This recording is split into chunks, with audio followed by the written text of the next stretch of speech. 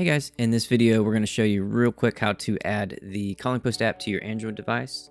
First, you can open a web browser and go to apps.callingpost.com, and then next add your user ID and password and then tap the login button. Now that you're logged in, you should see this notification at the bottom of your screen that says add CallingPost to home screen. Click that and then click the install button, and you'll have one more prompt here. The last thing to do, and just click add.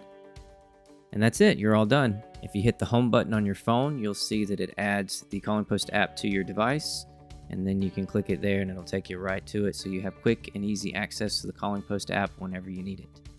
One last thing, if you didn't get the notification in step 3 that says add CallingPost to home screen, on the dashboard simply scroll down to the bottom here like you can see us doing on the screen, and you'll see a button that says add CallingPost app. Just click that and it'll add the app to your phone. And that's it. Thanks guys.